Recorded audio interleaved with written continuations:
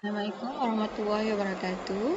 Jadi pada hari ini kita akan buat sedikit recap untuk tajuk trigonometri subtopik 5.1 sudut positif dan sudut negatif. Okey, sebenarnya bab ni anak-anak murid cikgu dah belajar dekat sekolah. Okey, kelas yang pertama selepas PKP, tapi disebabkan ada yang tidak hadir, jadi cikgu sediakan video ni untuk memudahkan yang tak hadir tu supaya dapat catch up, dan juga untuk yang dah hadir tu, yang dah dengar dah cikgu membebel dalam kelas, untuk mereka buat revision. Okey, sebab kadang-kadang kita tak tahu, mereka ni nampak macam faham dalam kelas, tapi bila cuba buat latihan, nganga je semua kan. Okey, bila kita bercerita tentang bab trigo, trigo ni sebenarnya dia familiar. Okey, dalam math moden pun ada, dalam math yang biasa kita belajar form 1 sampai form 3 pun ada. Okey, dalam AdMath sendiri pun kita dah pernah jumpa dengan trigo ni, iaitu sewaktu kita belajar bab 9 kalau tak salah cikgu, penyelesaian segitiga. Bab 9 ke? Tapi dia form 4 lah, bab form 4 untuk KBSM. Okey, penyelesaian segitiga, awak dah jumpa dengan 3 orang, okey, adik-beradik trigo. Okey, adik-beradik trigo iaitu, cikgu sebut trigo tadi Okey, adik-beradik trigo iaitu sin theta, cos theta dan juga tangent theta. Okey, sin adalah untuk sinus, cos adalah untuk cosinus, dan tan adalah untuk tangent. Okey, tangent ni biasa cikgu sebut penuh sebab rasa pelik bila cikgu sebut tan theta. Okey, so awak dah jumpa sin theta, cos theta dan tangent theta ketika awak belajar penyelesaian segitiga waktu form 4. Okey, jadi kita dah biasa dengan dia punya rumus asas. Rumus asas nak mengira sin theta, cos theta dan tangent theta ni apabila melibatkan segitiga yang bersudut tegak. Okey, segitiga bersudut tegak dia ada 3 sisi. Ni revision jugalah ni. Okey, dia ada 3 sisi, iaitu sisi yang landai ini ataupun yang cerun ini kita panggil dia sebagai sisi hipotenus. Okey, kita pernah jumpa perkataan hipotenus ni dalam teorem Pythagoras. Okey, waktu kita belajar matematik. Okey, sisi yang di bawah ini, okey, ni bersudut tegak. Okey, ini angle dia, cikgu lupa nak tanda angle, pening korang kejap lagi. Okey, so ini adalah angle dia. Angle dia kita bagi theta waktu penyelesaian segitiga. So, sisi yang berada di sebelah theta ini adalah sisi adjacent ataupun sisi sebelah. Sisi. Sisi di sisi. Okay, and then untuk theta yang berhadapan ini, okay, sisi yang berhadapan dengan theta ini, kita namakan dia sebagai sisi opposite, yang bertentangan. Okay, so kita ada hypotenuse, adjacent dan juga opposite. Okay, sorry lah ya kalau ada BI cikgu yang tertang slip, biasalah cikgu lidah Jawa. Okay, and then daripada sini kita boleh bina 3 rumus asas untuk sin theta, cos theta dan tangent theta. Yang mana rumus itu kita kenal dia sebagai SOH, CAH, TOA. Okay, so apa maksudnya? Untuk awak mendapatkan nilai bagi sin theta, awak perlu bahagikan sisi yang bertentangan dengan hipotenus. Okey. So, SOH, opposite per hypotenuse. Okey, untuk cos pula, cos adalah kah. Kah maksudnya adjacent per hypotenuse. Okey. Untuk mencari cos theta, awak mesti bahagikan sisi yang bersebelahan perkan dengan hypotenuse. Okey, dan last sekali adalah tangent theta. Formulanya adalah TOA. Maksudnya, untuk mencari tangent theta, awak perlu bahagikan sisi yang bertentangan perkan dengan sisi yang bersebelahan. Okey? Itu dia punya basic. Itu kita dah belajar dah masa form 4. Okey, tapi untuk yang subtopik kali ni, sudut positif dan sudut negatif, kita tak usik pun lagi sin cos theta. Subtopik yang berikutnya baru kita jumpa. Okey, sekarang ni kita cuma nak tengok apa benda sebenarnya yang kita nak belajar dalam trigonometri form 5 ni. Okey, so dah biasa dengar Satah Kartes. Okey, apa tu Satah Kartes? Satah kartes adalah satah yang ada paksi X dan paksi Y. Okay, cikgu lukis dua satah kartes ini. Okey, jadi untuk tajuk trigo ni, apa yang awak nak belajar adalah awak nak melihat sudut untuk putaran garis lurus pada suatu satah kartes. Sama ada garis lurus itu berputar mengikut arah lawan jam ataupun berputar mengikut arah jam. Okey? Biasa student cikgu dia tak berapa rasa familiar bila kita kata arah lawan jam ataupun arah jam. Mereka lagi suka kita kata dia bergerak, dia pusing daripada atas X, dia pusing daripada bawah X. So kita gunalah term yang senang untuk kita faham, kan? Okey. Dan putaran lengkap, okey, kita tengok dia kepada 2 unit pula. Okey, ada 2 unit untuk setiap satu putaran. Sama ada, sebab dia kan membentuk bulatan, kan? Jadi bila bulatan ada 2 unit, sama ada unit dia adalah unit sudut ataupun unit radian. Okey? Jadi cikgu akan bahagikan dua pula dekat sini. Okey, untuk kita keluarkan setiap satu unit dia.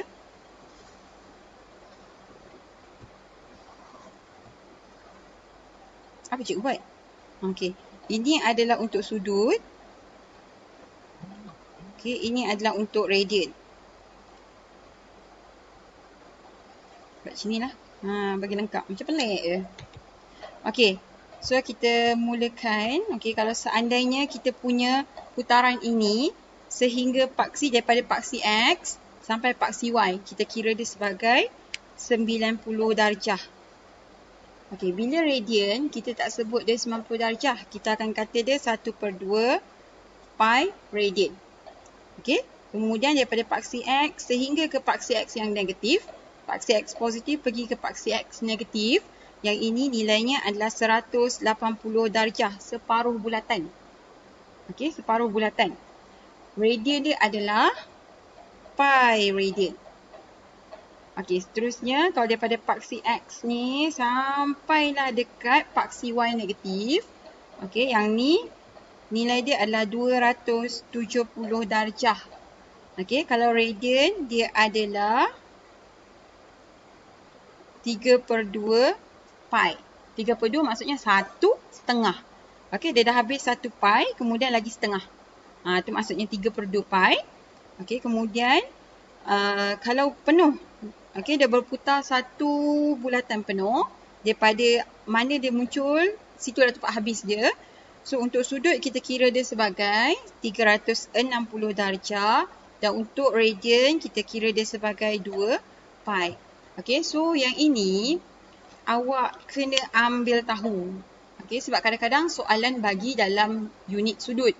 Kadang-kadang soalan bagi dalam unit radian. So awak kena pandai cara nak tukar sudut kepada radian. Formula tu pun awak kena ingat sebab dalam exam dia tak akan bagi formula macam mana nak tukar sudut ke radian, radian kepada sudut. Okey, ingat lagi tak apa formula dia? Mana cikgu conteng. Okey, kalau daripada sudut kita nak tukar kepada radian. Okey. So apa yang kita nak buat? Kita akan darabkan nilai sudut kita ni dengan pi per 180 darjah. Okey. Kalau seandainya daripada radian pula kita nak tukarkan kepada sudut, kita akan darabkan nilai radian kita ni dengan 180 per pi. Okey, kenapa jadi macam tu? Cikgu suka kalau cikgu bagi formula dekat anak murid cikgu ni, cikgu suka justifikan kenapa formula tu macam tu supaya mudah untuk kita ingat. Okey, bila kita daripada sudut, kita nak tukar kepada radian. Kita kena tahu radian ni, yang uniknya dia sentiasa ada pi. So macam ni kita nak wujudkan pi, kita akan darabkan sudut kita dengan pi. Cara kita nak matikan sudut sebab sekarang kita tak nak sudut, kita nak radian. Okey, so kita ada sudut, contohnya kat sini. Sudut kita 48 darjah. Kita nak tukarkan kepada radian. Okey. So sudut ni kita nak matikan. Sebab itulah sudut ni kita bahagi sudut. Kita nak dapatkan radian, kita kena munculkan pi. Sebab tu kita darabkan dengan pi. Okey. Kalau yang radian ni pun sama. Contohnya kita ada 3.2 pi radian. Okey, 3.2 pi radian. And then kita nak tukar kepada sudut. Kita nak matikan pi. Sebab tu kita bahagi dengan pi. Okay, and then kita darabkan dengan sudut, kita dapatlah nilai sudut. Ceritalah, itu justifikasi je lah. Kalau korang rasa nak pakai, pakai. Kalau rasa tak boleh nak pakai tu, itulah. Okay. Okay, next. Okay, next. Untuk kita punya... Okay, kita berbalik pada kita punya sudut positif dan sudut negatif. Okay, tadi kita dah tengok pada Sataka test ni ada perbezaan. Okay, perbezaan untuk yang belah kiri ni dia berputar ikut arah lawan jam. Yang belah kanan ni dia berputar ikut arah jam. Okay, jadi yang berputar ikut arah lawan jam ni dia bermula daripada atas paksi X ini. Dia akan memberikan nilai sudut yang positif. Okay, sudut positif. Manakala kalau sekiranya dia berputar daripada bawah paksi X, okay, mengikut arah jam, dia akan memberikan sudut yang negatif. Okay, itu asas dia yang awak kena tahu. Okay, and then tak semestinya sudut ni dia berputar, dia jadi 90, 180, 270 ataupun 360. Okay, boleh jadi dia separuh perjalanan saja. So selalunya akan ada garisan. Okay, akan ada garisan di situ. Contoh cikgu bagi macam ni. Okay, ini Sataka test awak. Kita nampak garisan yang bergerak pada Sataka test tu. Contohnya, nampak colour apa garisan? Sudut cikgu dah biru. Okay, kita buat colour merah. Okay. Jadi, yang kita nak kira adalah pergerakan daripada mula X ini pergi ke garisan tu tadi. Maksudnya garisan merah ni dia akan mula bergerak daripada paksi X kan. Bila dia bergerak ke atas, okey, berapa sudut yang terhasil? Itu yang kita nak kira. Dan sudut tu kita namakan ataupun kita berikan simbol dia sebagai theta. Okey, kalau daripada atas, thetanya positif. Okey, kalau dia bergerak daripada bawah, dia bergerak daripada bawah. Maksudnya dia bergerak daripada bawah paksi X. Okey, sampailah ke mana sudut tu ataupun garisan tu pergi. Theta yang ini nilainya adalah negatif. Okey. Itu asas yang kita belajar untuk sudut positif dan sudut negatif. Tapi kalau awak tengok pada buku teks awak, soalan penilaian kendiri yang dia bagi, tak ada maknanya lah dia bagi kat awak satu putaran. Dia akan bagi awak lebih daripada satu putaran. So kita akan tengok contoh ikut penilaian kendiri. Okay, kita tengok contoh penilaian kendiri 1 dalam bab 5 ni. Okay, contohnya untuk A. Disuruh awak wakilkan setiap sudut dalam Sataka test. Kemudian sudutnya adalah 400 darjah. Maksudnya awak lukis macam biasa Sataka test. Sini paksi X, sini paksi Y. Okay, kemudian ini sudut positif. Bila sudut positif maksudnya dia akan berputar daripada atas paksi X. So 400. Satu putaran adalah 360. Okey, jadi dia akan habiskan dulu satu putaran. So 400 ni awak tolakkan dengan 360 darjah. Okey, tolak 360 darjah, berapa baki dia? Kita ada lagi 40 darjah. Okey, jadi dekat sini awak tandakan, kemudian awak sambung dia punya putaran. Jangan lupa nak panah untuk menunjukkan arah gerakan putaran tu tadi. And then theta di sini adalah 400 darjah. Okey. Kalau untuk radian pula, untuk radian macam mana? Okey, cikgu bagi contoh untuk D, untuk radian. Okey, 3/1/4 radian. So sini X, sini Y. Untuk radian, okey, untuk radian awak selesaikan dulu nombor bulat dia. Okey, kalau dalam kes ni 3 pi. Kalau soalan soalan C ni awak tukarkan dia kepada pecahan bercampur. Okey, nombor bercampur dulu. 5/2 dia akan jadi 2/1/2. Dia akan jadi 2/1/2 pi radian. So senang nanti kerja awak. Okey. Kalau untuk ni 3/1/4 pi radian, so maksudnya 3 pi. 3 pi apa maksud dia? Daripada atas sebab sudut positif. So ini 1 pi, 2 pi, 3 pi. Baru 3 pi. And then 1/4. Macam mana awak nak kira 1/4 ni? Okey, cara yang paling senang adalah 1/4 ni awak darab dengan 180 darjah. Kenapa darab 180? Sebab awak tukarkan dia kepada sudut. Okey. Kalau awak darab dengan 180, 1/4 darab 180, awak dapat 45 darjah. So 45 darjah maksudnya awak agak-agak lah dekat sini. Okey, untuk ruangan yang seterusnya ni 45 darjah je dia pergi. Okey, so theta dia adalah 3/1/4 pi radian. Okey, dan biasanya cikgu akan minta anak-anak murid cikgu terus cari dia punya sudut rujukan. Okey, apa tu sudut rujukan? Okay, kita pusing balik dekat kita punya nota. Okey, sudut rujukan ni adalah sudut yang terhasil antara garis dengan paksi X.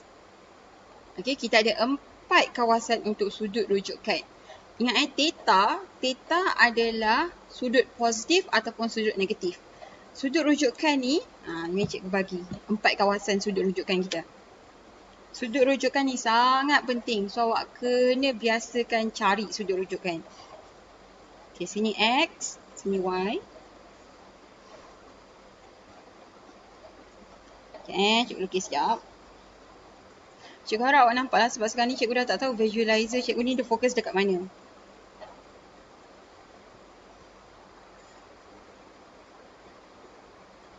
Okay. So, dekat mana sudut rujukan kita? Antara garisan yang bergerak tu dengan paksi X. Garisan bergerak dengan paksi X. Okey, garisan bergerak dengan paksi X. Dan garisan bergerak dengan paksi X. Okey, so kita ada 4 sudut rujukan. 1, 2, 3, 4. Okey, kita ada 4 sudut rujukan. Dan sudut rujukan ni kita tandakan dia sebagai alfa. Alfa, alfa, alfa. Okey? Sudut rujukan yang awak akan pakai bila awak nak bermain dengan identiti, bila awak nak main dengan, awak nak cari sudut theta, awak akan pakai sudut rujukan ni. Believe me. Okey? So, kalau contohlah soalan kita tadi kan, kita nak tentukan pula dia punya sudut rujukan. Tadi kita dah dapat dia punya theta, sekarang kita tentukan dia punya alfa. Okey, kalau soalan A ni tadi, 400 ni adalah dia punya theta. Okey, berapa nilai alfa dia? Alfa dia berapa? Sudut rujukan dia. Sudut rujukan adalah sudut antara garisan dengan paksi X. So, tadi baki yang ni adalah 40. So, alfa dia adalah, tanda kat sini buat cantik. Alfa adalah 40 darjah. Tanda kan. Cikgu memang akan biasakan student cikgu untuk tandakan benda tu. Dia kena dibiasakan baru kita ingat. Okey, kalau untuk 1D ni pula. Untuk 1D, tadi baki kita adalah 1/4 kan. Okey, so alfa kita adalah 1/4 pi radian. Unit jangan lupa. Okey, sama juga untuk yang negatif. Okey, yang negatif pun sama, cuma putaran dia saja. Okey, so kita buat 2A. Negatif 500 darjah. Okey, so kita buatlah paksi. Sini paksi X, sini paksi Y. Negatif, maksudnya dia berputar. Nampak tak? Cikgu dah terbiasa tau. Cikgu tak guna arah lawan jam, arah jam tak ada. Dia berputar dekat bawah paksi X sebab dia negatif. Okey, so 500. Jadi kita tolakkan dulu dengan satu putaran penuh, 360. Okey, supaya awak tak tersilap sebab main dengan negatif kan. Jadi awak bracketkan siap-siap sebelum 500 ni. Asingkan dia daripada negatif dia. Sebab negatif di depan 500 ni cuma nak tunjuk dia berputar ikut mana. Atas X ataupun bawah X. Arah lawan jam ataupun ikut arah jam. Tu sahaja. Okey, so awak asingkan dia. Sekarang 500 yang awak tolakkan dengan 360. Awak dapat 140. So, bakinya adalah 140. Putarkan dia dulu satu putaran. And then, kita ada baki lagi 140. Okey, 140 dekat mana? Dia dah lebih daripada 90. Okey, so kita tolakkan lagi 90. 140 tolak 90. Kita dapat baki dia lagi 50 darjah. Okey, so 50 darjah maksudnya kat sini lah. Sampai sini. Okey, yang ni tricky sikit. Okey, sebab yang 50 darjah adalah yang sini Bila kita nak cari alfa, macam mana kita nak cari alfa? Satu suku ni, satu kotak kecilnya adalah 90 darjah. Kan, kita belajar tadi. Sebab dia bersudut tegak, so 90 darjah. 90 tolak 50, kita akan dapat 40 darjah. Jadi alfa kita adalah 40 darjah. Theta kita adalah, berapa sudut yang dia nak tadi? Negatif 500 darjah. Okey? Okey, kita buat yang untuk radian pula. Okey, yang radian cikgu akan tunjuk yang ni, yang dia belum tukar lagi kepada nombor bulat. Kepada nombor bercampur. Okey, awak type 10/3. Kemudian Kalau macam cikgu punya calculator, kita kena tekan shift and then kita boleh tukar. Okay, sorry. Maksudnya calculator awak boleh direct. Awak boleh dapat 3/1/3 direct. Okay. So kat sini adalah negatif 3/1/3 pi radian. Sorry, terbatuk sikit. Tapi yang risau insyaAllah tak ada COVID. Terbatuk biasa je ni sebab kering tekak tak ada air. Okay, so kita nak buat untuk yang ini. Negatif 3/1/3 pi radian. Okay, so awak lukis. Okay, awak lukis. Sini adalah X, sini adalah Y. Negatif maksudnya putaran dia daripada bawah paksi X. So negatif 3 pi, 1 pi, 2 pi, 3 pi. Okay, so bakinya lagi 1/3. Macam tadi 1/3 kita tekan kalkulator darabkan dengan 180. Kita dapat 60. Maksudnya kat sini kita naik cukup sampai 60 darjah sahaja. Okay, so theta kita adalah negatif 3/1/3 pi radian. Berapa nilai alpha? Alpha kita berapa yang kita naik tadi? Tadi kita dah ada 3 pi kan? So baki dia adalah 1/3 pi radian. Dan walaupun dia ada sudut negatif, okay, nilai pi dia adalah negatif, alpha sudut rujukan sentiasa positif. Okay, sebab sudut rujukan ni dia just tunjuk antara garis tu dengan paksi X. Dia tak dealing langsung dengan pergerakan. Okay, dia bergerak ikut arah jam ke, ikut arah lawan jam ke, dia tak ambil kisah pun. Okay, yang penting dia ada satu sudut antara garisan dengan paksi X. Okay, so cikgu harap awak faham lah untuk penerangan cikgu kali ini. Okay, next class kita akan kenal pula fungsi trigo. Kita akan jumpa balik dengan sin, cos, tangent yang kita sayang tu.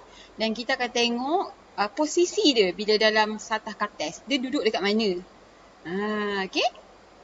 So, itu saja untuk kali ini.